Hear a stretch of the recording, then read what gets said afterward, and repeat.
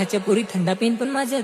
एक थंड खोमारी लागेल, 2-3 थंड आणतोस तरी खोमारी लागते.